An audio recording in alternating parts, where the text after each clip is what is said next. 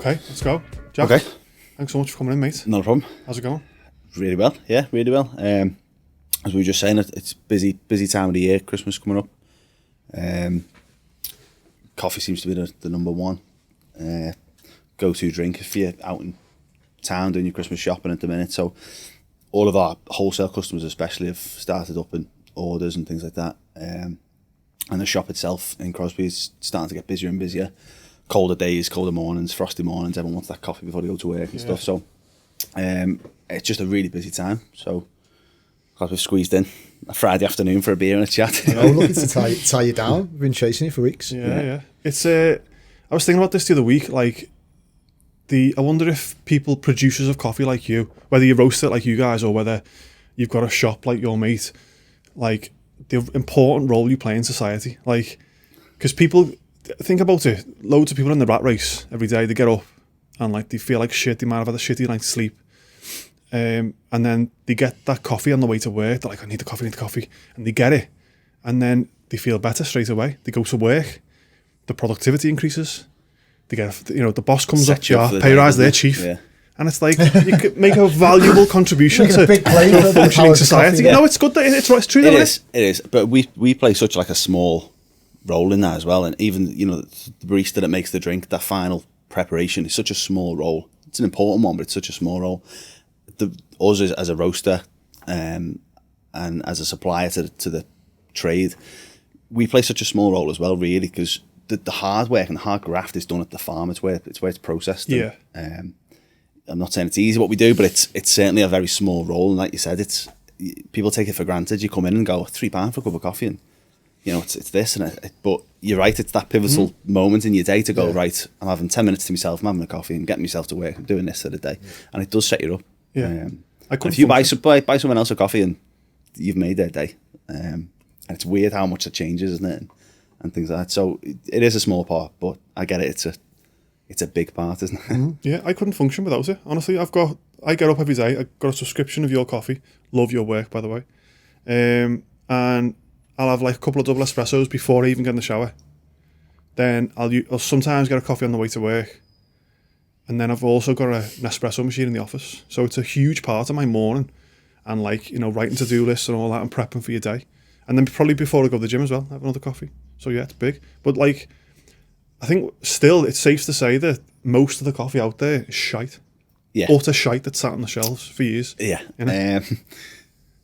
Yeah, I'm doing my best not to slight anything or anyone, but with coffee, for us, what we find is it's freshness, and that's what you're not getting when you look at supermarket shelves or even a lot of the coffee shops, the likes of the big chains that are going through a commercial coffee roasting procedure, getting shipped all across the country to different shops. It's sitting on a shelf for months before it's actually getting used. You've got staff that haven't been trained correctly on how to use it and things like that. So it's all about freshness. So the main thing that we're doing differently is obviously roasting every week and keeping it fresh. You noted on your subscription, and we'll send out coffee subscriptions every week, but we've got a roast date on every single bag. So we'd rather people know when it was roasted and they can make their own judgments on when it's then best to drink, rather than putting a best before date, which could be 12 months down the line. And you're thinking, I've got to drink this, it goes off out of date next month. But, it's been sitting on a shelf for 11 months in a supermarket because it's not fresh.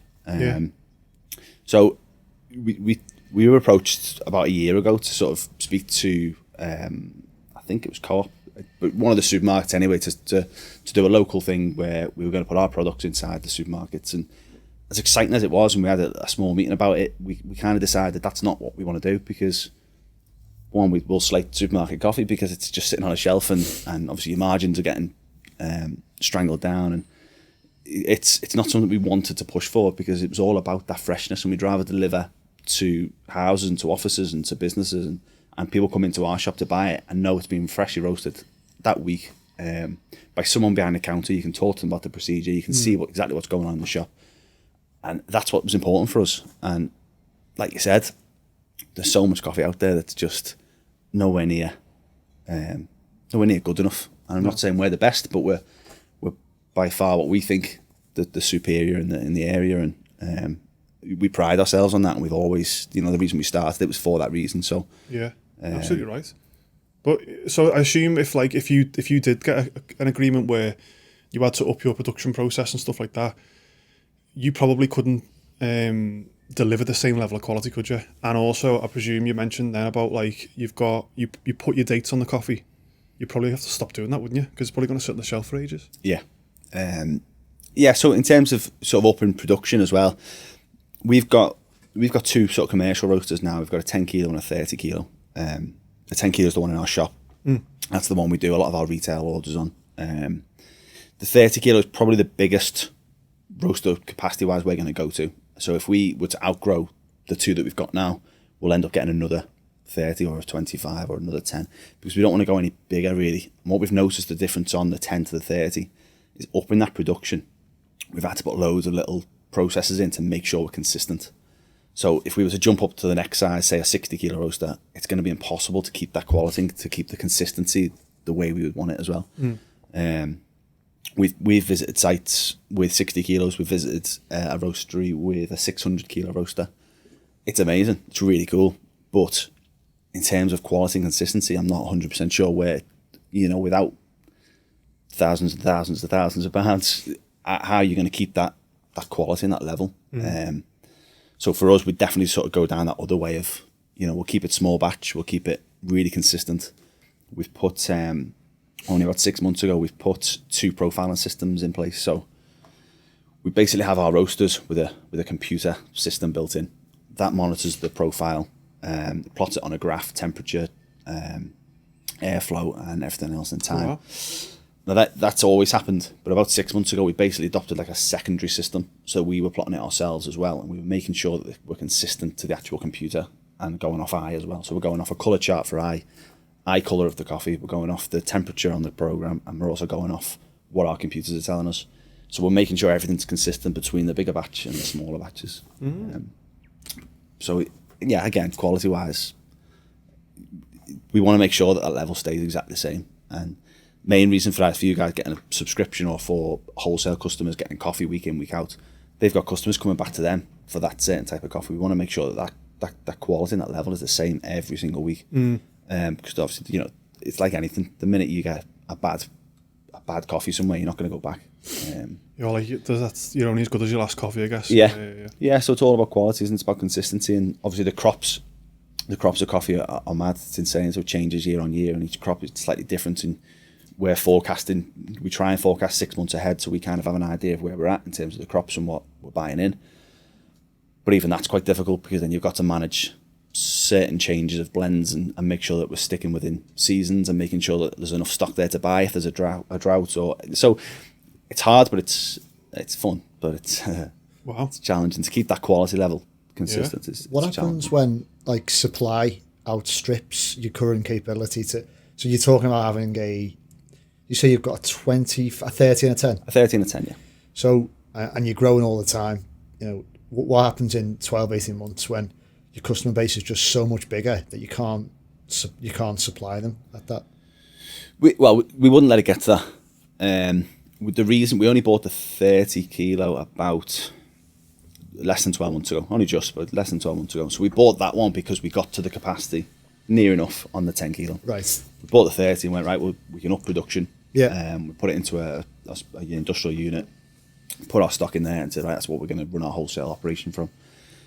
So since doing that, we're, because we've obviously massively just shot up in terms of capacity wise. 12 months ago, we're nowhere near capacity so on the ahead, 2 roasters. Yeah. I hope we get there. That's the aim. But as and when we get to that point, it'll be a case of, right, we need to now go and buy another 30 and put it next to it. We've got space within that unit to sort of grow.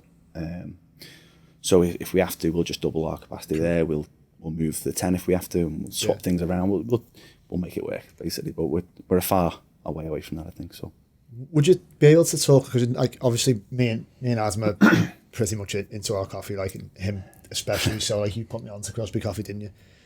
Which I thank you for. But not everyone listening and watching will kind of, they might enjoy a coffee, but they won't have any idea of the process from when the bean's grown to when it's in their hand and in a cup. Can you sort of talk us through the stages? Yeah. So obviously the coffee itself is a seed of a cherry. So inside of a cherry, which is grown on a coffea plant, It's two sort of small green seeds, which we would know as a coffee bean. And there's loads of different types of coffee plants. The main two you might have heard of so it's Coffea arabica and Coffea canephora. So canephora is the Robusta, so you might have heard typically known as Robusta. So you've got Robusta and Arabica. Arabica tends to be grown sort of high altitudes. Robusta's grown at sort of sea level and lower sort of altitudes. Hence the name sort of Robusta. You've got kind of a more robust plant. It's a higher in caffeine plant as well. So caffeine acts as a sort of a natural pesticide, so sort of wearing away any sort of insects and bugs. And obviously with it being grown at sea level, it naturally produces more caffeine because there's more bugs and insects to try and deter. So that's why. So it's about. Is it the Robusta that's stronger? Yeah. Yes, more caffeine, more robust, a lot more bitter, and cheaper because it's so easier to cultivate. It's lower down, and there's more caffeine in it. Majority of Robusta is used in like instant coffee mixes and things like that. So it's a bulking agent. You'll find it in a lot of blends, especially sort of Italian roast blends, which are roasted quite dark. You find it in there as a bit of a bulking agent. You know, you'll throw 30-40% of Robusta in it just to bulk it out and make it a little bit cheaper to sell to supermarkets and things. Hence why we don't use any Robusta, which is what I was getting onto. So Arabica's grown a little bit higher up, more acidic, more fruity sort of coffee. And less caffeine. Obviously, there's still caffeine there, but there's a lot less caffeine. So caffeine is your bitterness as well in coffee, so you don't want any of that bitterness coming through. So the actual cherries are harvested and they're processed in several different ways. The main two are washed or unwashed. Washed, as you kind of imagine. The cherry itself is sort of taken off using machinery. The seeds are then washed and left to dry. And unwashed or natural process basically means that they're leaving it on like sort of sunbeds or patios, raised patio beds, leaving them out to dry for 6-8 weeks, something like that, with the actual cherry still intact, and then they're removed. Right. And what tends to happen with a natural or an unwashed basically is the actual the sort of mucilage and the cherry itself absorbs into that sort of green seed, and the sweetness from the cherry and the fermentation of the mucilage that's still sort of on the bean as well all gets absorbed, and those flavours will come through. Right. So you tend to get a sweeter sort of coffee from naturals, whereas the wash you're going to get more of the the bean complexities and the bean cupping notes that you would expect through a washed. There are a handful of other processes. There's a honey process which kind of is in between the two, where they let the fermentation of the mucilage last a little bit longer, and it almost looks like a honey wrap because of the syrupy sort of mucilage that's left on it. So and there's a couple of others fermentation processes as well. So once that's happened, depending on the farms, there's a lot of smaller independent farms that have sort of joined together in cooperatives to sell their coffee on to traders and importers and so on. Or some of the bigger farms will do it direct to bring their coffee sort of over. We, as a roaster, would deal with a couple of different people. So we will either deal with one of those traders or we will deal with a farm direct. And we can also deal with a cooperative directly as well. The aim of the cooperative really, they're trying to cut out the middleman, but they're not quite big enough as a farm itself to deal directly with consumers, and they know to sell their coffee it'd be better to sell as a bulk, so they maybe then start putting their coffee into a container together to ship it over and so on. So we'll deal with a couple of different middlemen really to find out what we want. The first thing we will do is get a load of samples in. So if we've got a certain coffee we're after, if we're after, say, a fruity coffee for the next special, we maybe go to some sort of African coffees and maybe look at some Ethiopians and some Kenyans, which we've got a special on at the minute. We'll get those samples in, we'll taste them, we'll cut them side by side. We maybe do a public cupping with them, so we'll get a lot of our customers in to give them a taste. We'll get our staff to do a bit of a tasting. And once we're happy with what we're going to get, that's when we'll start to negotiate with the actual traders and see what sort of quantity is available. Some farms where you get a micro lot, there might only be a couple of bags, 60 kilo bags, which is what we're buying in. Might only be a couple available. They might have been snapped up because you've been second or third person to get a sample and someone's bought the lot and things like that. So it's about negotiating then what you would like to get. For more conventional coffees, for our blends and things, we'll bring pallets of them over and make sure we've got enough stock to last us, like I said, sort of forecasting 6 months ahead. Once they arrive with us, we will do another sample roast. So a sample roaster we use basically is a 50-gram sample. So we'll do a quick sample roast again. We're basically making sure that the bag we've just bought is what we sampled a month in advance or 6 months in advance, whenever we taste it. Just make sure we've not been had off and making sure the crops haven't changed or nothing's changed in terms of logistics of bringing it over and things like that. So we get a quick sample. Once we're happy with that, we'll then start looking at profiles that we can use, and our sample roaster, we can actually manipulate those profiles a little bit as well. So when I talk about profile, I'm basically talking about the temperature of the actual air that is inside the drum when we're roasting, the airflow itself. So whether there's actually quite a lot of airflow going through, whether we restrict the airflow and keep it really sort of contained, the speed of the drum we can adjust, and the length of the roast, and obviously how hot our flame is as well. So we can change quite a lot in terms of the roast profile. So we tend to manipulate that a lot on our sample roaster, make sure we get, again, the best sort of flavour. So if we maybe get the Kenyan coffee in, which we've got our special on at the minute, I think we did about 8 different versions, and again we took that back to the shop, we let the staff taste it, and we whittled it down to a couple that we really liked, and we ended up just choosing one ourselves that we went, right, that's it, bang on. It tastes completely different in all 8 different ways. By changing a roast from 16 minutes to 18 minutes can make a massive difference. Really? Wow. And even just reducing the temperature for the last couple of minutes can make, again, a huge difference. And you're just trying to develop that coffee to make sure you're getting the best out of it as well. So we do a lot of that manipulation on our sample roaster, and we basically transfer the profile we've used on the sample roaster onto the bigger roasters using that computer. So we just kind of switch it all over, and instead of doing 50 grams, we're doing 30 kilos or 10 kilos at a time, and so on. And that's what we're doing. We'll then put it in the shop. So our special, which we change every month, runs in the shop for that month. And we'll also let our wholesale customers know. So a lot of our wholesale customers will come in, they'll choose a blend that they want to use, and they'll use that, for the foreseeable until they maybe want to switch it up. A lot of them now, especially with the coffee culture and this third wave coffee culture where Liverpool's only just really sort of catching on to over the past sort of 12, 18 months. Everyone's after that second grinder now, or what's different. I don't want to just coffee. I want to know where it's from, what the origin is, who the producer was, where it's been roasted, what day it was roasted, and everyone wants to know that now. So everyone's going, well, actually, I don't want your house blend. I want the single origin, or I want that. So it's one of the main reasons we started doing the single origin special every single month. So we knew we had something new, completely different. It was never going to come back. We grab a pallet of it for the month, and then once it's gone, sort of thing. Interesting. That was the idea. It's a lot of work. There's loads of stuff I didn't know there. Yeah. Loads, isn't there? That was the basic. I don't want to bore you too much. Outline. But you can see, from sort of from seed to cup, it's a huge journey. You plant a coffee plant and you won't get any fruit on it for 4 or 5 years. So you're investing in time, and that time it takes. And even until you get full crops, you're going to wait years later on for that as well. And then you've got to develop your own pitch, and it'll take, you mentioned before, a couple of espressos each morning. It'll take 40 odd coffee beans to do your espresso, whereas it's 20 individual cherries picked off a plant just for your one coffee of a morning. There's billions of cups of coffee getting drank every day, and it's mad when you think about it like that. It's mad. We are such a small little part, but it's an important part because of that profiling system I was mentioning. We can essentially, the farmer can do absolutely everything right, and we can mess it up.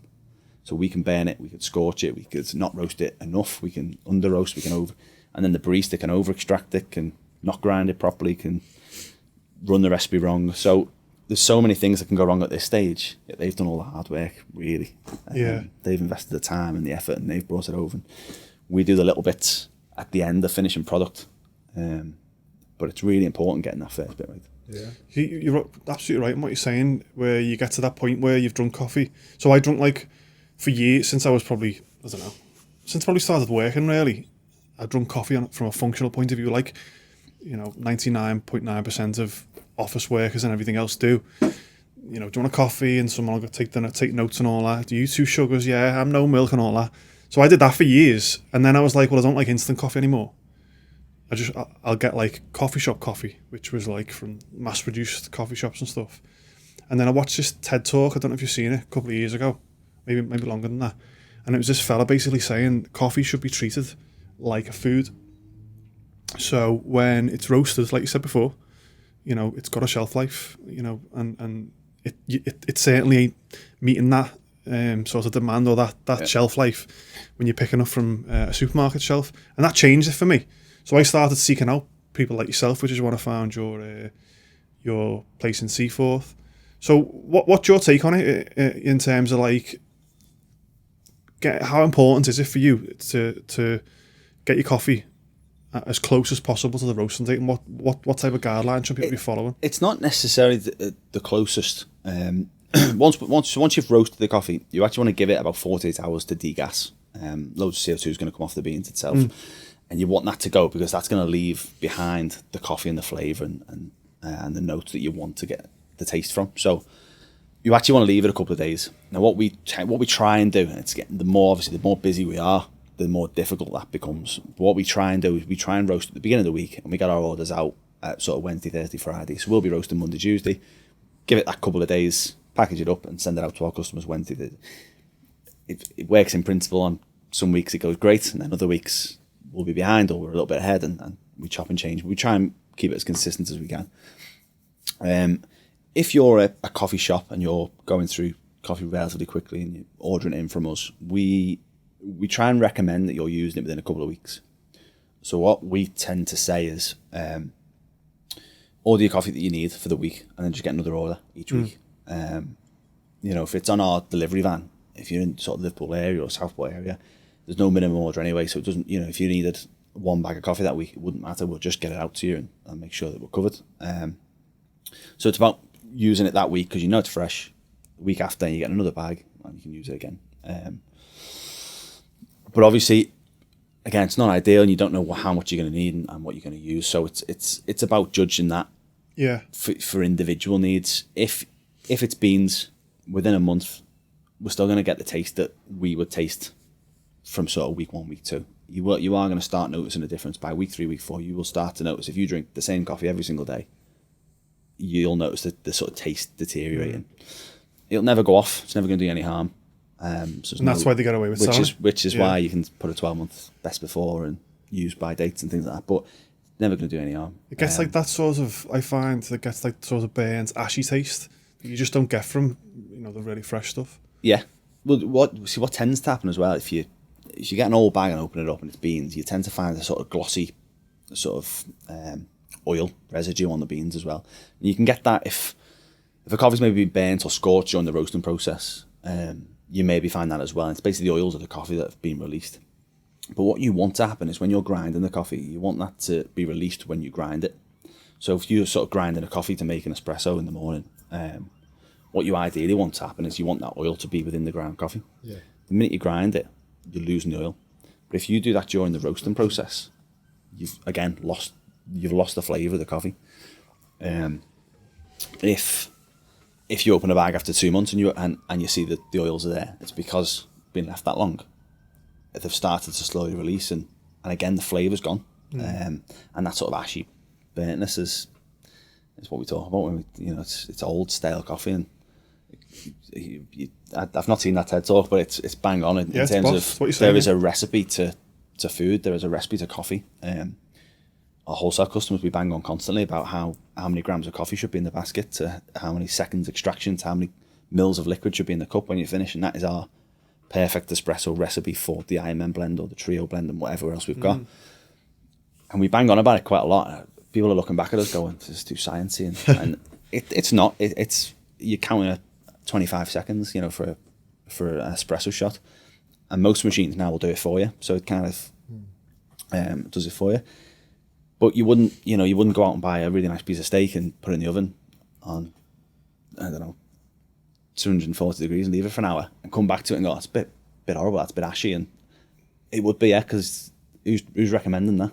Yeah. Whereas we would recommend our coffee served this way, but no one really follows it through. Some people do. I should take that back. But it's really important recipes and even for home brewing. We've only recently started putting sort of brewing methods on our Instagram stories. So there's different ones there for like mocha pots or cafetières and brew guides, and it's basically like a hintful or helpful little hint to how we would recommend serving coffee. And if you have the cafetiere at home and you needed to know quickly, just go on the Instagram, they'll always be there at the top on the stories, and you can sort of follow it quite basically through. Yeah. And it's just to help people, because majority of the time, if I'm ever spending time in the shop, I've been in the shop today and I get collared quite a lot by customers coming in and saying, well, how do I make this, and how do I do this, and how do I do that? And it's one of the main reasons we started the shop. We wanted to educate people and to tell people how we would recommend it. And I love it. I love talking about it, and I love explaining that this is what we do and this is why. And this is, so it's... But who educated you? Where did your interest in coffee start? Google. Google. But you were that guy then at one point, which is why you got into it, weren't you? Yeah. So, yes, 5-6 years ago, I knew nothing really. I was probably at sort of the level you were at in terms of going to commercial coffee shops. Really, I didn't really like instant coffee. It was that I wanted a nicer cup of coffee, and I was working sort of all over. I was a freelance hospitality manager, so I was working for loads of different companies. I was booked in London quite a lot, so I was sort of travelling up and down. And the coffee scene in London was just insane, and I didn't really fully understand it. I kind of went into these coffee shops, and they had 5 grinders behind, and I could choose my brewing method, I could choose which milk, which size cup, and I didn't really understand it, but I loved it. Yeah. And I'd go back each time, and I think it was in Wimbledon, I'm not 100% sure. And I'd go back every time, and I was saying to you before, wasn't I? I was sort of going out on my way down to London. Instead of a 4-hour journey, I was taking 6 hours, because I was stopping off at these really cool fancy coffee shops that I'd found, and I sort of fell in love with it. And I was like, there's nothing in Liverpool that is like this. And there's nowhere you can just get decent coffee. And I remember speaking to baristas, and they all loved it. They had a passion for what they were doing. It wasn't just a job for them, like a stopgap cafe job that, you know, back in Liverpool at that time, that's what it was. If you were working in a cafe, it's just a job. I'm just here because I'm in uni. And they actually saw it as a career, and they wanted to develop and train. And so I sort of fell in love with it and started speaking to a couple of lads that they were doing their own roasting on site on just a very small sort of kilo roaster. And got home, started Googling it, got on YouTube and found you could roast coffee on like a popcorn maker. And I was living back at my mum's at this point, so I think she had a popcorn maker, or a friend had a popcorn maker, and I got that out. I bought some green coffee beans off Amazon and threw them in and melted the popcorn machine away. And I think I went through about 3 or 4 popcorn machines at a stage of just experimenting, just to see if I could get a good cup of coffee at home. And it does work. Wouldn't recommend it to anyone. So how it just gets too hot. You just throw it in like you would if it was sort of the popcorn shells, but popcorn will take a minute to sort of pop and release. Coffee takes about 15. Okay. So it just gets far too hot and farts and just starts melting. And it's just not recommended. But you can do it in a pan, and again, not recommended because it's smoky and it's still not ideal. It wrecks your pans and wrecked my mum's pans anyway. But I wanted to experiment, I wanted to try, and I ended up buying a sort of retail coffee roaster from America somewhere. I was dead excited, and I waited about a month for it to arrive. And when it arrived, I think it had like I can't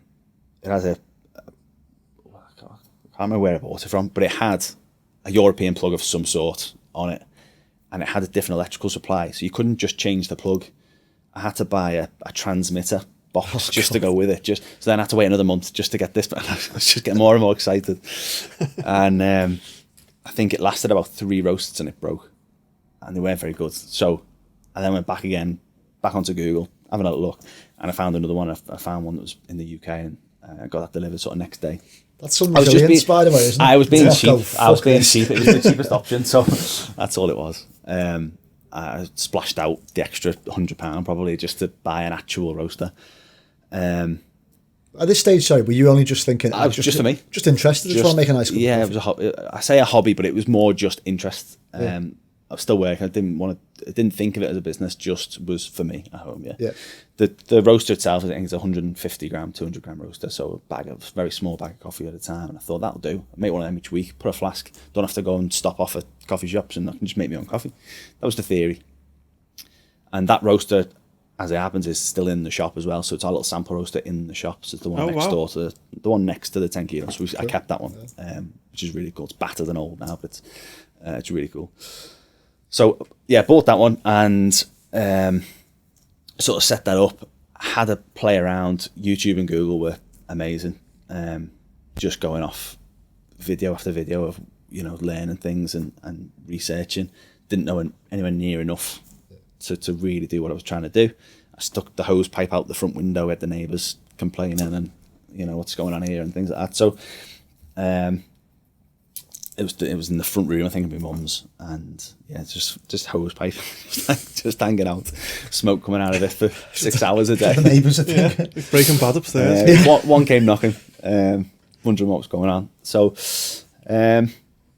that's how I started, and that's how I sort of learned and got a bit more of an interest. But for probably close to a year, it was just that. It was just, I was doing it. I told obviously my friends, my family knew about it, and I was selling bags of coffee here and there to my nan, who was just supporting me and things like that. And, you know, a couple of quid here and there just to cover the cost of what I was buying from Amazon and eBay and things like that. And didn't really know enough. I'd love to taste one of them now that I'd done back then, because I didn't really know what I was doing. But that was it, really. Like I said, for about 9 months, maybe a year. And it was, there was a Christmas, I think it was a Christmas market. No, it wasn't. It was in April, so I can't remember what the reason was. There was a market in Crosby Village, and it was in April. And I saw it advertised on Twitter or something like that, and I thought, I wonder if I could sell it just to sort of public in Crosby, and think that, you know, it was only living around the corner, and I thought, I wonder if it would be something someone would buy. And I was still working at the time. At that time, I'd taken on a year's contract with Man United and Man City. So I was working as contractors for them, running restaurants on match days. So the Saturday and Sunday market came, and on the Saturday, there was a United game, and I couldn't get out of it. So I asked my brother, which was a common trait in the first couple of years, he just did everything for me. And so I asked him, I said, look, I'll roast all the coffee, I'll do the stand, and then I've got to get off. You just stand there and just sell a bag of coffee for £5 and see what sort of feedback we get from it. And then about a week before, sort of planning what we were going to do, and I thought I'll just do, say, 30 bags of coffee, all different types, you know, 5 from Brazil, 5 from Colombia, all of it in this, and I'll just write, I'll write the name of us and my mobile number underneath, and just see what feedback we get. And I'll set up a Twitter account, and we'll just see what happens. And the week before, the name was actually Iron Men Coffee Company.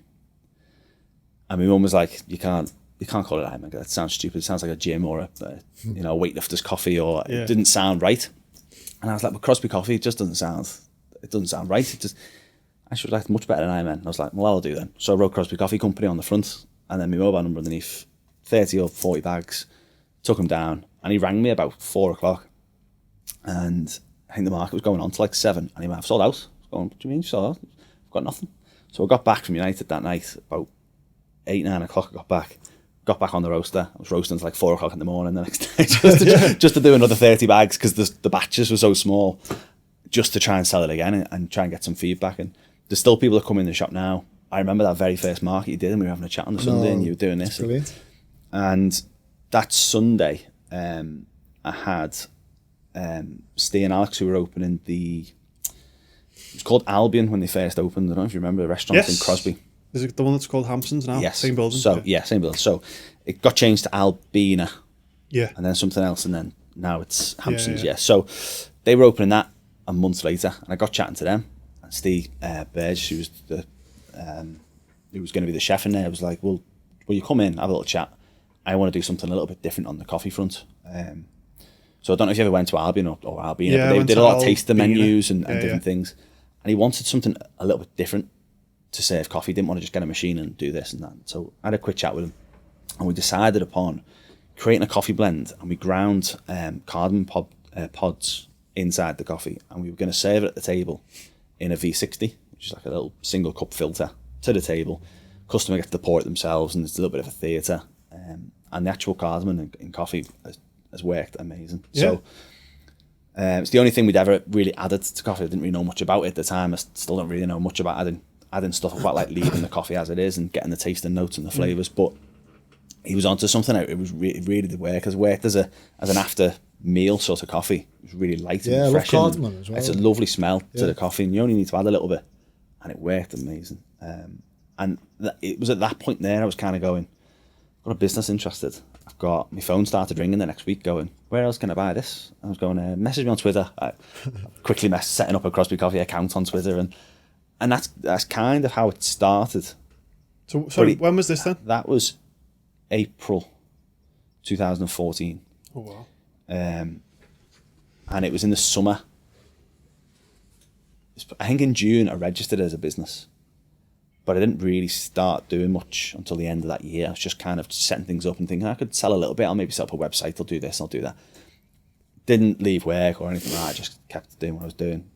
I think it was the sort of January after that we opened Liverland, so we took on the unit in Liverland. I think what I was trying to do that year was I worked out how much rent was going to be. I worked out how much it was going to buy to actually buy a small commercial roaster and to buy the bags in and to where I was going to source things from. I sort of set everything up in place.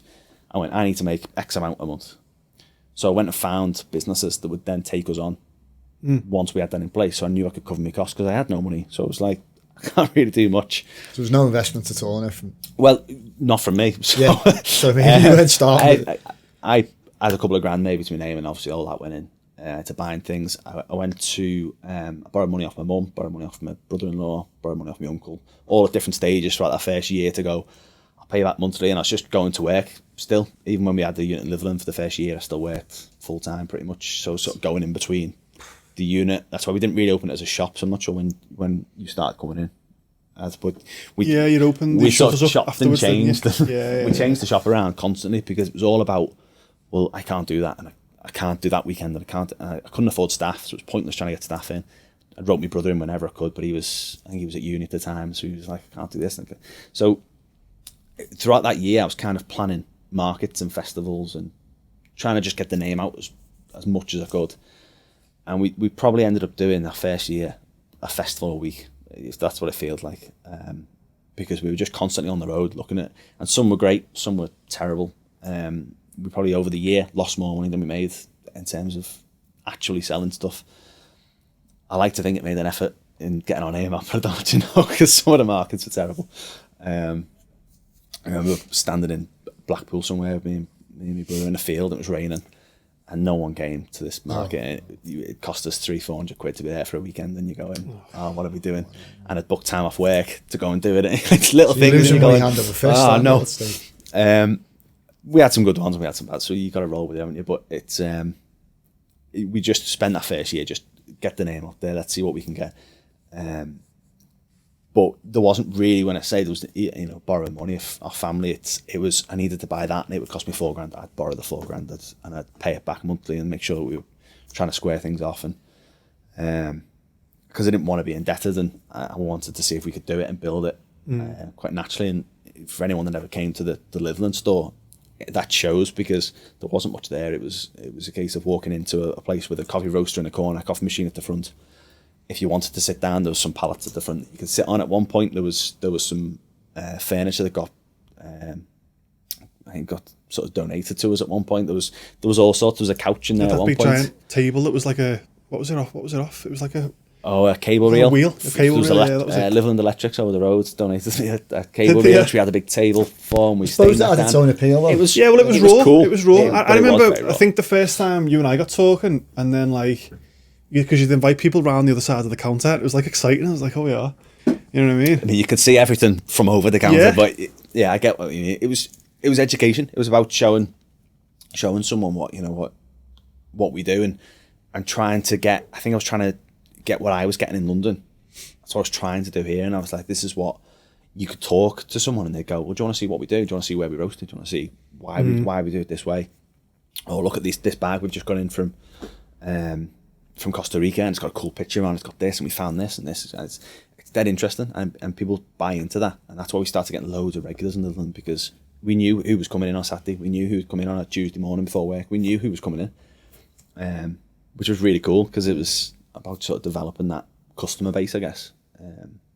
I suppose people who came back then as well, they will almost feel invested in your business because they've watched you grow, and everyone loves a story. Yeah, Yeah, we get that a lot. To be fair, we get a lot of people coming in, and we used to come to Liverland, and especially when we announced we were going to move to the shop in Waterloo.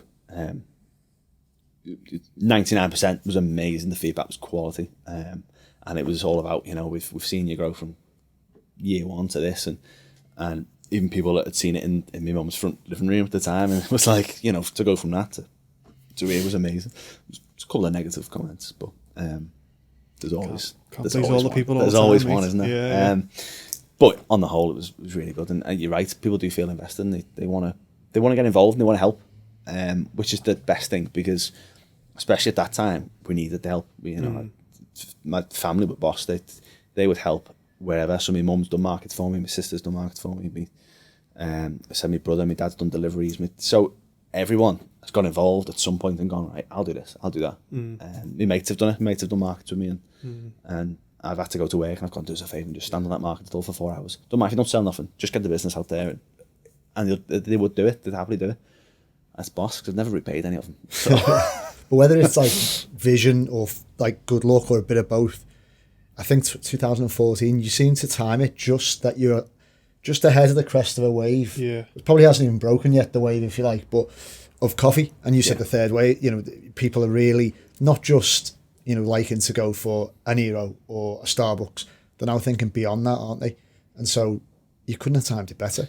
No, like you said, they want to know more. They want to know where it's from, who's roasting it. They're actually interested in knowing, farmers' names and the process that was used, and which is amazing.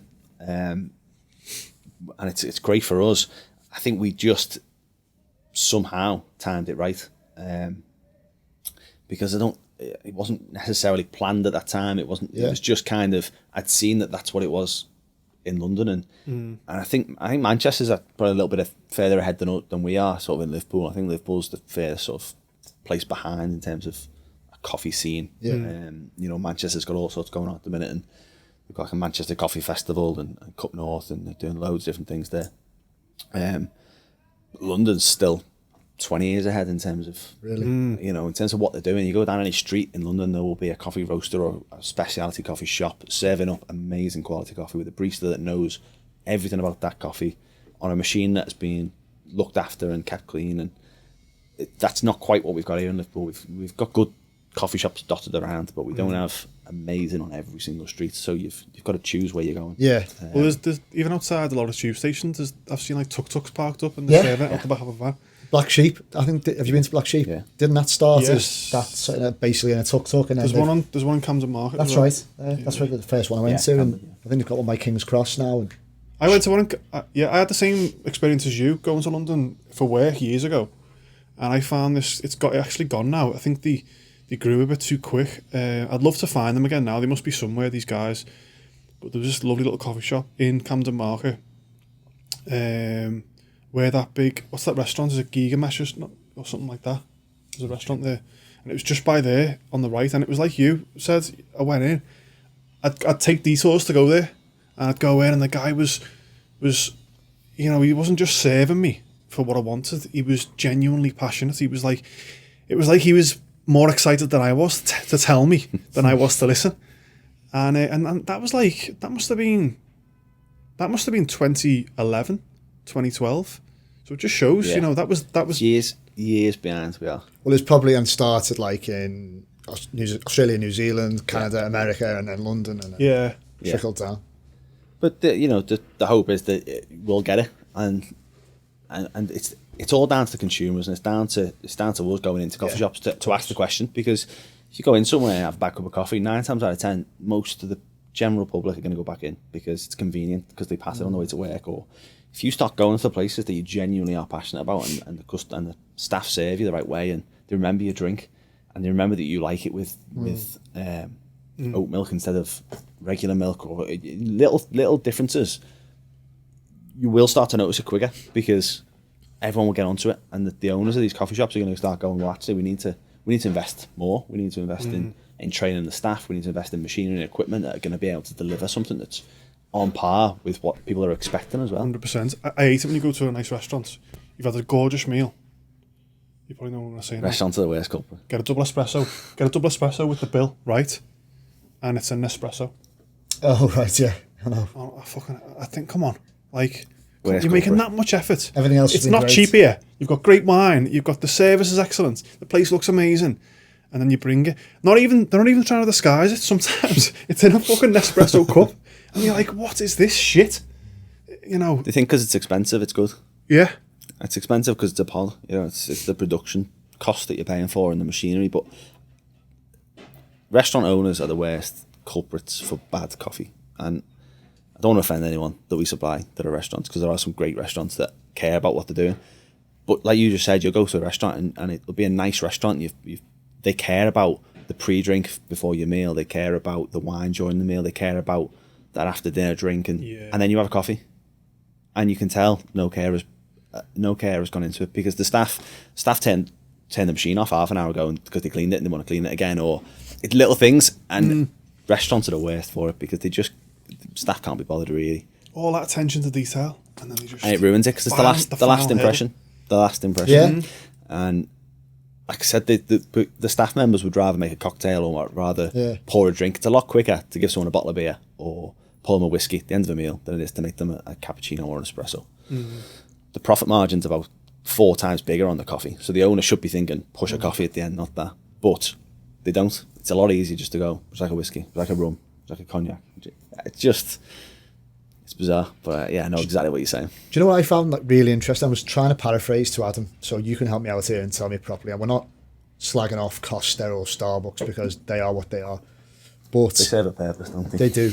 But they make functional coffee. your business partner was telling me that on a grading level, Costa serve like a 5, with like 1 being amazing and 5, and I think Starbucks is a 4. And you know what I'm getting at, don't you? So can you explain what I'm trying to say? I was just going to leave you suffering for a little bit. So every country has a slightly different scaling system or scoring system, we should say, in terms of grading the coffee. Yeah. So Kenyan, for example, use letters. We use AA, A, B, or AB, and it generally tends to mean about the sort of either the size of the bean once it's been processed. So bigger beans will score a different screen size, say, so it could be 15, 16 or 17, 18 screen size, and that tends to weigh up. It can also be on the defects of the bean. So if you're after a sort of micro lot and you don't want any defects, you're gonna go for like an AA. You're gonna go for something that's really high grade sort of 1, grade 2. So Ethiopians, for example, would use grade 1, 2, and 3, down to sort of 7 or 8. Depending on, again, size and defects of the bean. So whether any insects have been able to penetrate into the cherry and get to the bean, there's different things you can look at, sort of little black marks or little defects you can see on the actual green. So it goes down to that much So detail. it can go to that much detail, and we as a general rule buy 1 and 2 grades. So if it's AA and A or 1 and 2, as a general rule, we don't go any lower. Whenever we do a special, at the minute it was Kenyan, last month was the Brazil. The Kenyan is an AA, so it's top grade, and you're going to get something. We'll always try and get something that's going to be a bit wow, a bit different. So the Kenyan has got sort of tastes of wine gums and fruity notes, and we did a open public tasting with that when we first got it, and we had loads of people coming in, and everyone loved it. So it went really well. The Brazil. Top grade micro lot Brazil. It was a natural fermented process, a little bit different. So I don't know if you got this in your subscription, but it really 50-50. It was a hit and miss coffee. So the fermentation process basically was left to ferment a little bit, and that fermentation is kind of carried on in the flavour of the bean. So it was a little bit. It was just a little bit different. Now I loved it. Mark, who just mentioned my business partner, he wasn't a big fan. So it was a bit like vinegary. It was lovely, but it was sweet, but it was different. It's really hard to explain the flavour. Sort of it's almost like a brandy kind of flavour to it. I loved it. Majority of the customers were sort of 50-50, so we got a lot of feedback on that one, which we don't normally get. We normally just get rave reviews, and we got loads of feedback. I liked this one, but which you kind of know. Don't get that one back in. That's what that means. So in terms of grading, it's obviously it's commercial the Costas and the Starbucks and the Neros and Pret and Greg's and even like Subway, everyone's doing coffee now because it's such a big deal. Now majority of the people, you know, they'll all be going to a private label roaster and just getting it sent, and they're not overly concerned what they're buying. The main sticking point for someone like Greg's and Costa and Starbucks are going to be, what's my price, what's my quantity, what do I need to buy, and then what's the taste. Whereas we're completely the other way around. So we go off taste. So we cupped all these new flavours in, and we picked the favourite one. We looked at the price; it was the most expensive one, but it didn't stop us from buying it. It's annoying, but it will never stop us. We go off taste rather than price. Whereas obviously a big chain is just going to go off what do we want to pay, what's available, and in terms of sort of grading and the different sort of systems in terms of defects and sizes, we always try and stick up that 1 and 2, definitely. And you never know where they're going to be, sort of down here somewhere, because you can't justify paying. But it's funny because you do like associate, until you know better, you do associate like Nero, Costa. You'd think you'd be getting like premium coffee, wouldn't you? And it's obviously it's not the worst by any means, but it's not the best. Yeah, it depends what they do to it as well. You know, I mean, I'm not a big fan of Starbucks at all in terms of their coffee on this. It's flash roasts, so it's very quickly roasted. You know, our roast would last anywhere between 18 and 25 minutes. Say, theirs will last 3-5 minutes. It's very quickly done. It's very black. If you look at their sort of house blend coffee, sorry, it's burnt, it's bitter, it's very sort of strong and potent in the cup. Now, my theory behind that is that, you know, they want you to add stuff to it. They want you to add syrup and cream and marshmallows, and instead of buying a black coffee which is going to cost you £2, it's going to cost you £6 instead. And that's my theory behind it. That's just me being cynical.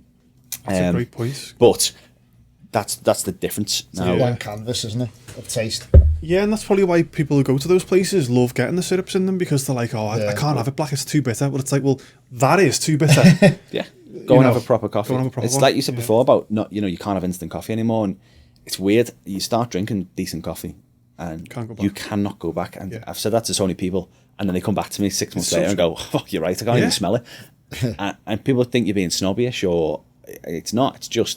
It's not coffee. It's chemicals, and it's not a nice smell. It's not a nice. It doesn't even taste like coffee when you taste the two side by side. It just tastes horrible. It still has a place though, as you said. It's functional. It's you're on the motorway. You got a long journey, quick espresso. And boom. And it'll serve a purpose. You need that caffeine hit. It's not something you're going to sit there with your laptop out and enjoy. Yeah. Because the taste just ain't there. So it's as I say, it was life changing for me that in a way, because I've put so much more time and effort into sourcing the right coffee, and even little things as well, like you mentioned before, like getting your grinder and that. So I stopped. There was a point as well where I stopped buying it ground because I wanted to like see it, and so then even when you can always improve, can't you? Like I'm sure you did with your roasters back in the day, and probably your grinders. Like you get like your grinders where it goes into the big tub and all that, and blah blah blah. You got to store it, grind it for a week, and then you got to store it all ground, and then you move on to the next one where you can put the actual, what do they call it, the group head. Yeah, your portafilter or group handle. Research that. But your group head into the thingy, and then just grind as much as you need for that 1 cup of coffee. Yes, that's an on-demand grinder rather than a doser grinder, which is you're dosing up, aren't you, rather than. And that I think contributes, because it means that everybody is on their own little journey with coffee, and that's a wonderful thing about it. Yeah, I mean, our scale up in terms of not just roasters but machinery. When we just first opened Litherland, we had a Brasilia espresso machine. Brasilia went bust 4 years before we bought that, and it's just one of them machines that we could get hold of, and it was like, right, we can make coffee now, and we can do this, and we had a doser grinder, and it was we could make good coffee on it. We had good coffee coming in, and we were spending good money on it. But as soon as we then got an upgrade to that, I think we got an Expo bar after that, and we got San Remo, and then we got Spaziali, and then we got Chimbley, and we've kind of gone through this progression of we want a better machine now, we want a better machine, we want this, and we want to improve constantly.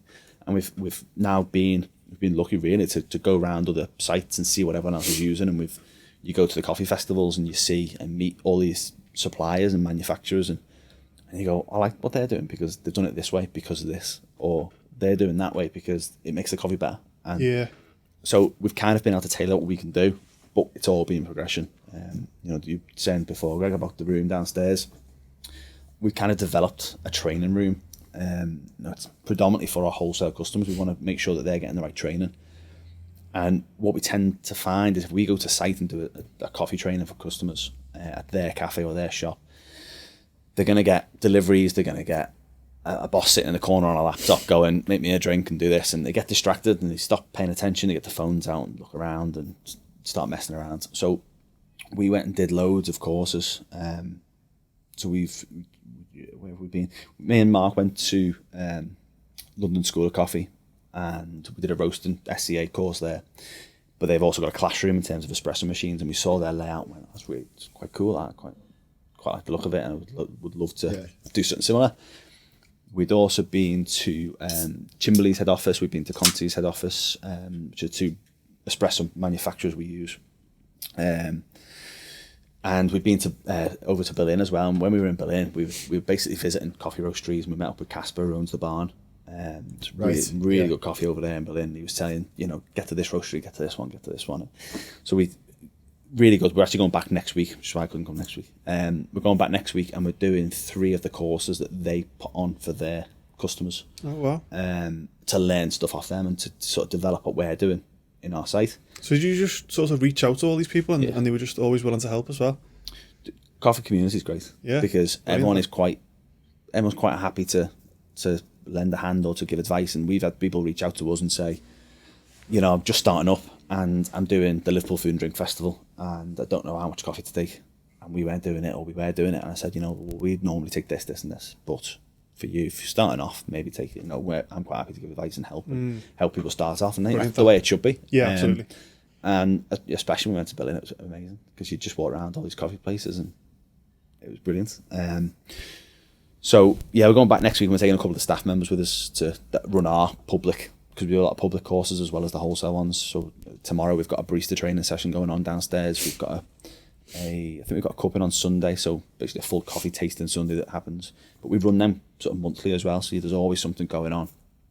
But we just want to make sure we've got not nailed, because we cover them quite well. We want to make sure that we're actually delivering the sort of best we can, and I think the only way we can learn is obviously to go and do other courses and to reach out and say, well, how do you do it, and why do you explain it that way? Does it make more sense? And you know, I've only been in it 5-6 years. Mark, my business partner's only been in the business a couple of years, and it's all about further education for us, and we want to keep learning. And we read books constantly about coffee, and it's weird how much I can read now and go, I didn't know that. It's weird. It's learning stuff about. I've learnt loads the past year on sort of decaf coffee and where that's, you know, how it's processed and stuff like that, and I kind of wanted to know more about it because I don't know. Is there such thing as a good cup of decaf coffee? Yeah, loads. Does Crosby do it? Yeah. We do a Peruvian decaf. It's used the Swiss water process method, which is sort of the better method, basically, with no chemicals and no sort of solvents used. But you get the flavour of the coffee in there, and the Peruvian's beautiful. And once that one's run out, we've just sampled a new one, and I've completely forgotten where it's from. I want to say Mexico, but I might be completely wrong, so I won't. I did. What country does, you know, apart from here, I suppose, in your experience, does coffee best? Is it Italy? People talk about Italy a lot, don't they? As in serving coffee? For espresso, I suppose. As in, I guess, a consumer. You're going into a restaurant or a coffee shop and getting a cup of coffee. I've never been, but Australia and New Zealand seem to be the places where everyone's going. Really? Well, didn't they invent the flat white? Was it New Zealand? I think it's New Zealand. Yeah, well, there's loads of theories behind it, but yeah, New Zealand. I've never been, so I can't really comment. Okay. Italians are known for espresso and creating the sort of drinks. I'm not a fan of any sort of Italian roast coffee. It's very dark, so I like light, fruity, citrus, bright coffees, and so the Kenyans and Ethiopians. Everyone's taste buds are different. So Mark loves more of sort of Central American coffee, and it's a little bit darker, but I still wouldn't say a dark roast. So our Iron Man coffee would be one of his favourites because he just drink that all day long. Good, I would choose our Ethiopian and go for a single origin route, and the Guatemalan, as what she was saying. So the everyone's slightly different, but I'm not a big fan of Italian espressos. I just think they're too dark, too bitter. So I'm not a fan. But everyone's saying Australia, so then we'll have to plan a little trip You'll have to see what's going on. Me and my brother went to Dubrovnik and Split a couple of years ago, and one thing we noticed, there was like no commercial coffee shops at all. None. No Starbucks, no Costa, nothing. No Starbucks even. Oh, wow. In Split, all along the waterfront and stuff. And the coffee there was disgusting. It tasted like ciggies, like an ashtray. And I just wonder how, like... That's like Turkey, though. Turkey's the same. Really? Yeah, they go Turkish coffee, and it's like, I can't even describe it. It's like this weird... Have you had it made properly in the little pots? Yeah. And they have yeah, like the long spout, don't they, in the copper pot. It looks like it should be instant. nice. It can't be, because they make a thing of it. I don't know, maybe it is. It's really finely Weird. ground, so it's like a powder almost. Yeah. And they boil it in the water. And the theory is they normally add sugar to it as well, I think. I think they add sugar first before the coffee, and that almost crystallises on the bottom, and then they put coffee in. The coffee's that sort of ground, it's like flour almost, and then you give it a stir, keep heating it up, and you bubble it up, and you keep it bubbling for quite a bit, and you get really thick sort of crema on the top. I've had it. I've made it a few times at home. I've tried to make it at home, and it's not quite worked. But I've had it out a couple of times, and I've kind of gone, that's worked. That's not bad.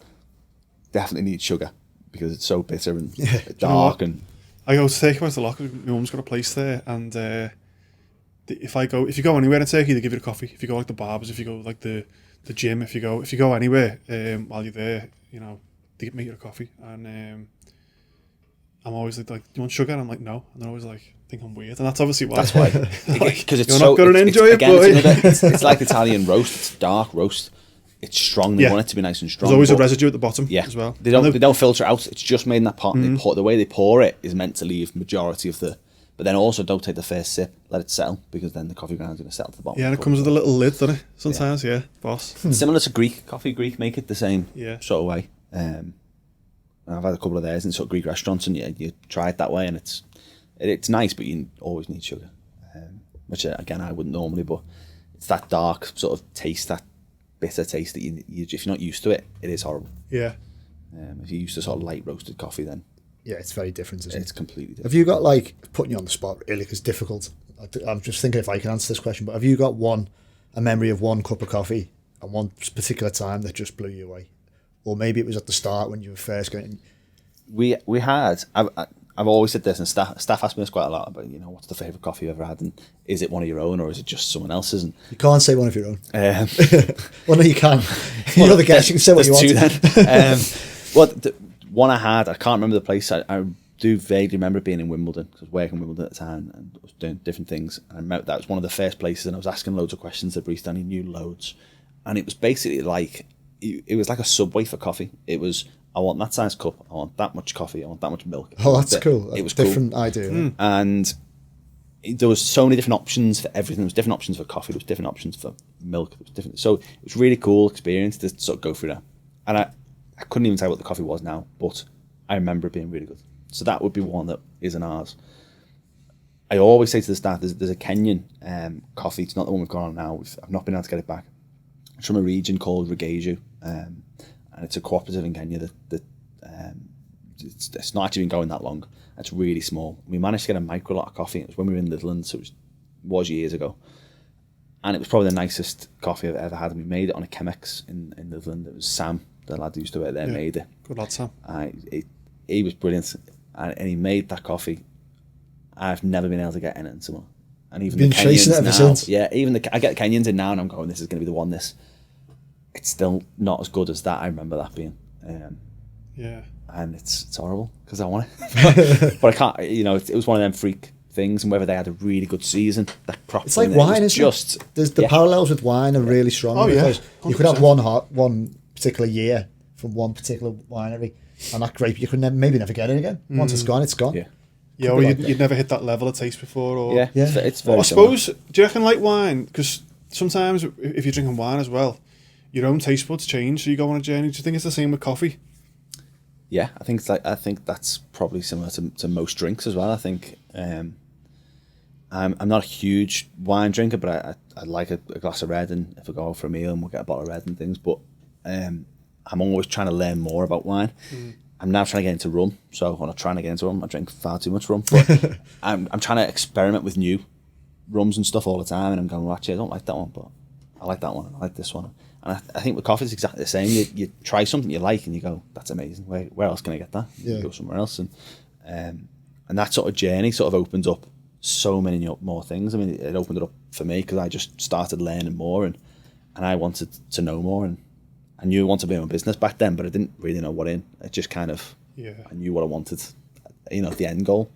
But in terms of a journey, I think you just have to taste what you like and keep finding the new thing, the new curve, or the new wave of that next batch, because that canyon was insane and I've never had it back. Well, it's quite nice to think on the flip side that you might one day find one even better than that canyon. Yeah. Am I right in thinking we're not gonna see franchises of Crosby Coffee all around Merseyside, the Northwest, Manchester? You're probably going more down the roastery route, aren't you? Yeah. We've looked and we've had loads of meetings, and there's always been little sniffs here and there of what should we do and what do we want. And even back in Liverpool, the idea was we are a roastery. We aren't a shop. We wanted to be the supplier. We wanted to be a brand of coffee rather than a shop franchise. And like a brewery that then opens a tap room, I guess. Yeah, type of thing. Yeah, the shop is amazing. It's quality because it brings so many customers in, and it means we can actually chat to customers and we can get feedback on things. We do loads of cuppings with the public that they actually dictate what we're doing down the line. We've done tastings where people don't even know what they're tasting. We're just saying, we just do as a tasting, tell me what you think the best coffee of them 5 is. And it, secretly it's our Christmas blend that I'm working on, today, and I'm not telling anyone what it is. I'm just kind of getting some feedback from customers, and the shop works amazing for that. But at the same time, I like the roasting side of things far more, and I like the supply side far more. The shop's great, but it's hassle at the same time. So I would rather be in our warehouse and be working on the roasting and the machinery side of things than necessarily working behind the counter. So you can see that in how you've grown as well, because there was a point where I remember you saying when you were back in you had the unit by Seaforth Roundabout, and you did the Kickstarter. I backed that at the time to get a shop opposite one of the stations, was it? Yeah, it was on South Road, yeah. So there's a unit available there, yeah. So obviously at that point you're thinking, okay, shop, like you mentioned before, get the commuters on the way in.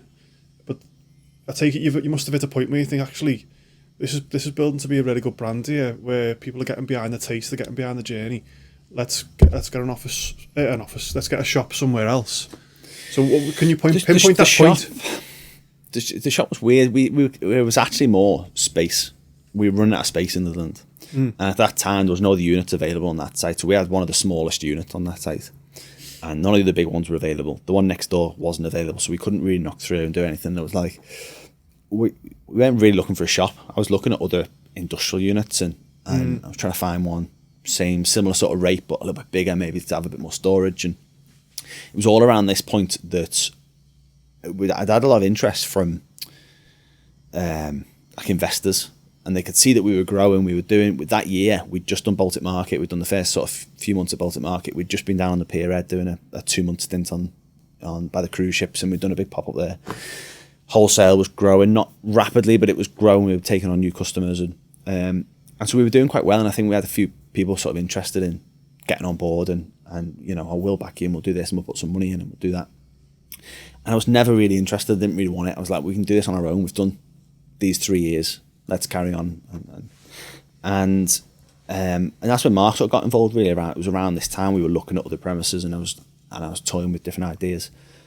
And Mark's background he was a building surveyor when he graduated uni, and then he built up his own property portfolio and started doing property, and then quit his job and was doing that full time. And he lived 2 doors down from my mum, so he sort of knew me from.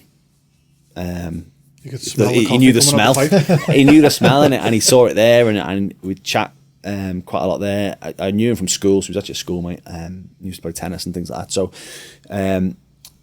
so he sort of started floating around and was like, well, I wouldn't mind getting involved. And again, at the time, I wasn't really interested. I kind of wanted to see what I could do on my own. But at that time, it was only me and Sam, and then my girlfriend Rachel, who's still working for us full time as well. It was only us three really doing a bit of everything. We had 4 or 5 part-time staff that were doing the events for us and festivals, and my brother still there, chipping in where I could get him and pay him in beer. So I was struggling, but I was coping to a certain degree in terms of what we were doing. And it was Rach, my girlfriend, who found that site in Waterloo. And she said, what do you think about this? And show me it. And I was like, it was an old, I don't know if you remember it was a bathroom and tile showroom. Okay. Marina kitchens or marina bathrooms or something like that. I remember looking at it going, it's battered, it's going to need so much work. But I thought, we'll go and have a look anyway. Mark, I think, called in that day and we were like, we're going to go and view it if you want to come with us and have a look. And we went and viewed it. And as we walked in, it was like a TARDIS. It was amazing. It was brilliant. We went downstairs and we thought we could have a big office down here. We could have a training room. We could have a storage room upstairs. We've got the roastery. We've got a pallet room for storage. We've got a customer toilet, staff kitchen, staff room, staff area, a shop space. It was a bit like, wow, you sure the price is right? Because it ticked every box, but it was a dump. So it was a bit like, wow, what are we going to do? And I started toying again with ideas about investments, and every sort of offer that came to invest was purely here's a chunk of money, I want X amount paying back to me every year or every month. And I wasn't really interested in that because I thought if I wanted money, I'd go back to family and say, I want to borrow a bit more money, or I want to go to a bank maybe and go, this is what I want. Mark's offer was different. So he said, I'm happy to give up some of the property and come and work with you and do it with you. And we'll build it together rather than you having to do everything.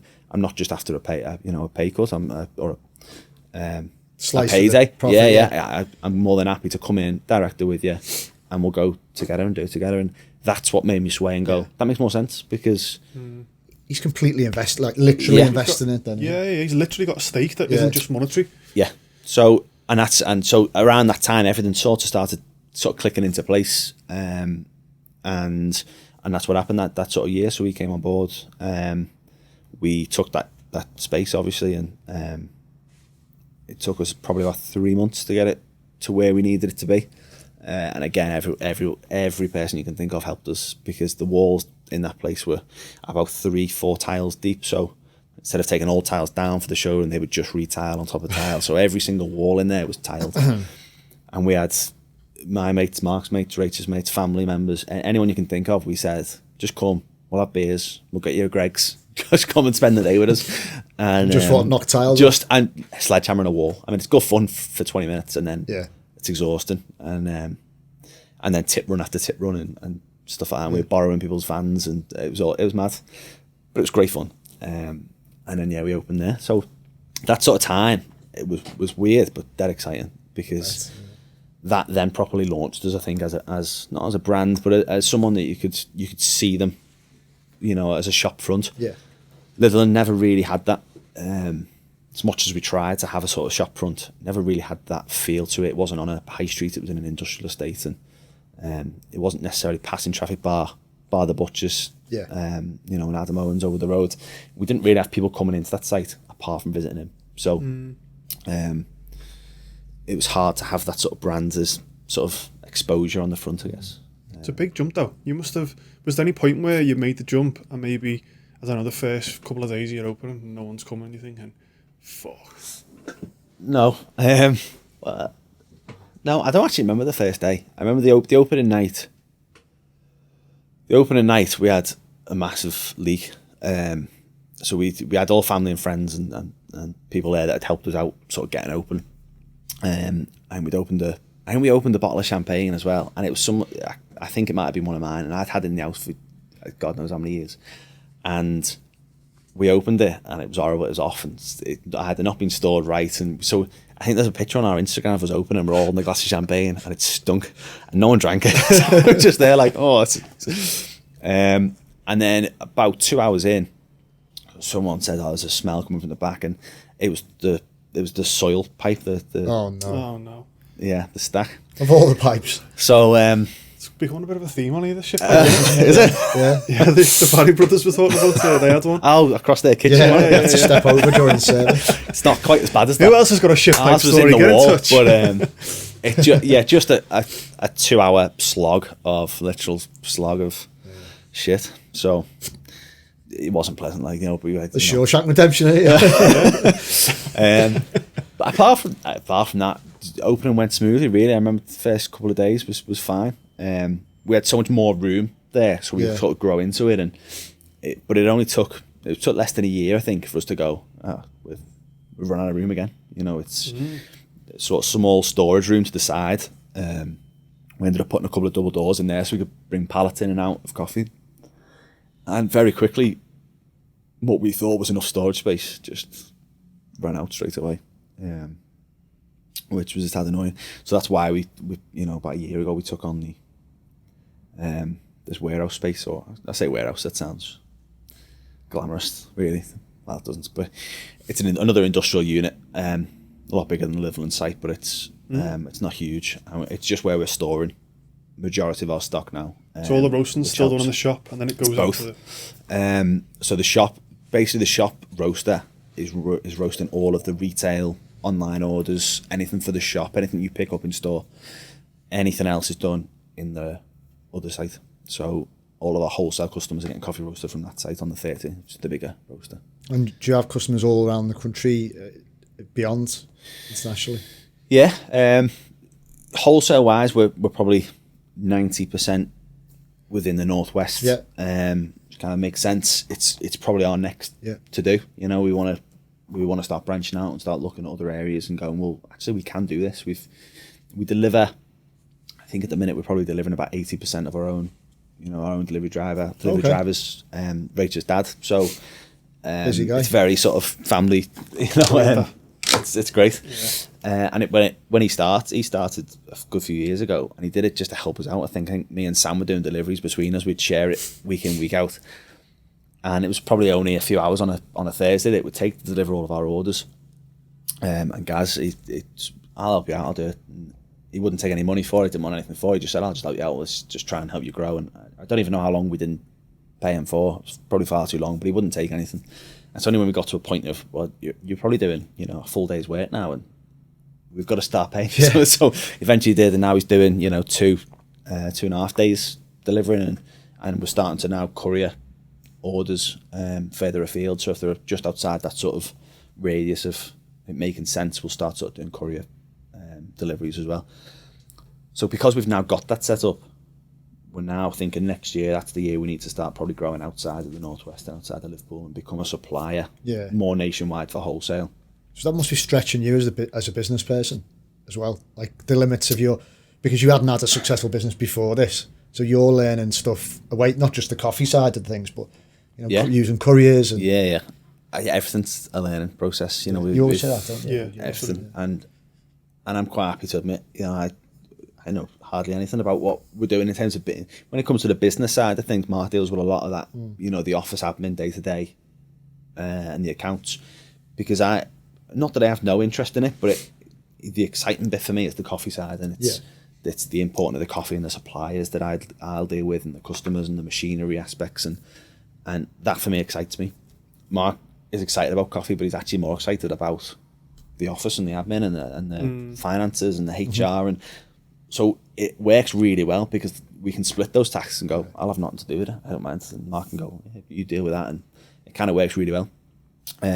So I'm quite happy I'm more than happy to admit I'm learning constantly, and we learn from each other. So in terms of coffee side of things, he'll come to me with a question and go, this customer asked me this today and I wasn't sure. And I'll go to him and go, just looked at our accounts and none of that makes sense to me. So explain that. You've got to keep learning though. I think the moment you stop learning, you think you know it all, is the moment you may as well go home. You may as well stop and just go and get a job again, because you ain't going to get any better. That'll be the peak for you. And I can't remember I was listening to one of your podcasts, I can't remember who said it, but it was something about surrounding yourself with people that are better than you in the business. 100%. And I think that's the key to it. Our shop staff, the baristas in there are far superior to what I can do in terms of making coffee. Can you make the little latte thing? I can do basics. Could you make a penis croissant? That's how people do it. I can do basics, and I'm not very consistent. Whereas the shop staff, you tell them to do something, they'll do it, and they can just nail it day in, day out. You know, Thurston and Dan, especially the two lads that are full time in the shop, they're getting really good and they're training the staff. They're the two lads that we're taking to Berlin as a little treat and a bit of a course for them in terms of learning what we're doing. But you have to be open to learning as well, don't you? Yeah, 100%, mate. I went back to uni almost. I'm doing a course at the minute through Liverpool Uni. It's a growth catalyst program. I marketed it last year. Recommended me on it this year, and it's just about managing people and how you grow your business, and you go to different lectures and different sort of action learning sets and group coaching and single coaching, and it's really good. But it only works because you get involved with it and you actually take something away from it. And so are the other students similar to you? Like yes, there's 30 odd people on the course. All of them are either an owner, manager of a business, or in a sort of senior, either director's role or quite high up. We're a relatively small business in terms of the businesses that are on there. There's some really sort of big companies on there, but there are a couple of smaller companies than us as well. So it's a really big range. And I think the biggest benefit I found, and I'm not sure about Mark, but the biggest benefit I found is just meeting them, because everyone's in the same situation. You find someone who's turning over £50 million and they've got the same issue with the same member of staff that I've got. And it's the exact same problems, just they're a lot bigger than us. And you find there's a girl on the course that's really similar to sort of what we were doing, and she almost reminded me of me 4 years ago when I was just starting off and I was just trying to get to where I wanted to be. And she's telling her story, and I'm going, I just remember, all of that ticks the boxes to what I was doing, and we've given her some guidance on what I did and what she could do and so meeting people and actually just getting together for a pint afterwards normally is the biggest benefit for me.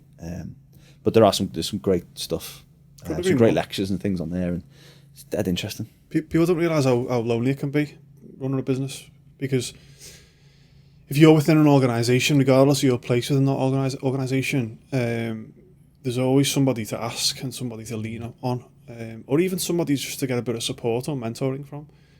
That runs out when you've got your own business. And having that resource it's one of the reasons Greg and I started doing this. Or I wanted to do it. It's to speak to people like yourselves, people like Steph Johnson, people like the Barry brothers that we had on the other week, because it's great, and you can as long as you've got that open mind where you're always looking for feedback, you're always looking to learn, always looking to listen, then you're just going to keep getting better. We've got to, haven't you? Yeah, 100%. You've got to, and from anything down to sort of the taste of coffee and stuff, and even we've done sort of competitions on social media about colours on bags. We've done designs, logos, all different things, and we're constantly asking for feedback on everything. Brilliant. And the coffee side for me is obviously the big thing. It's keeping that quality and the consistency right. So if I'm not 100% sure, then we go back to the customer, and we've sold bags of, we've ever been in the shop and seen a bag of test roast written on it on a bag, and we don't tell anyone what it is, but we'll do a cheap bag of coffee in the shop. It might be like the most expensive coffee we've ever bought, but we're just selling it cheap because we want people to buy it and we want people to taste it. And on that bag, it'll say, please give us some feedback on social media, because it could be a potential we're buying in down the line. It could be, you could see it on the shelf in 6 months. If you tell us it's crap, we're obviously not going to get it. Yeah. But who are we to say what's good coffee and what's not? Because my part's going to be completely different to yours. Yeah. So me and Mark argue constantly on, well, I think that one's nicer. Well, I think that one's nicer. And I'm going, well, I'm roasting it. He's going, yeah, but yeah. So but everyone's different. And, we have, you've been to one of our tastings, and we do that sort of daily now with new wholesale customers and people coming in and out trying to change and chop suppliers and things like that. And we have those tastings, and I don't think anyone's ever gone all pointing at the same blend. No. Or everyone has a little mini hissy fit or an argument because, well, no, that one's going to sell better because of this, and well, I prefer that one. Everyone is so different. And those coffees that we have that we give to wholesale customers, they are completely different coffees. So there's a reason for that. You want to pick the one that's right for you and your business. But at the end of the day, who knows, half from the customers. Yeah. So Yeah, exactly, you know, yeah. we end up saying to people, just try the one you think. But if you have to change, we change, and it's why we constantly have, you know, we've got 3 grinders in the shop, so we'll constantly have 3 different coffees that you can have in our shop. But if you wanted to try any of the others, we'll do it anyway, and we'll just go and grind in the back. So we try and have such a massive sort of range of options to have. You know, it's because you want to sort of, we want to be known as that coffee place. So we want to be known as, you know, I want to take someone out and impress them with a coffee. Where are you going to go? We want to be that first person's name that they think of, because you come to us, and we were one of the first to do sort of nitro cold brew up north. There was not many people doing it a couple of summers ago when we started, you know, infusing. Not many people without giant beards and 12, yeah. weird bikes outside. Yeah. Vintage bikes. You know, 12 hours of cold coffee being brewed and then infused with nitrogen and pouring it on a tap in an iced glass. And there's not many places doing that in Liverpool, whereas you go down south, it's everywhere. Everywhere, yeah. So it's finding those little cool things to go, we're the first to do that, come and try it here. We're doing this now. Do you want to try this? And Awesome. yeah. Sound. Well, listen, thank you so much for that No wonderful problem. insight Awesome. into your world. And yeah, best of luck with No the Berlin trip and Thanks. Christmas as well. Nice one. Not jealous at all about the Berlin trip. Oh, yeah. Purely coffee related. Nice one, mate. No problem. Awesome, that, Jack. Nice one.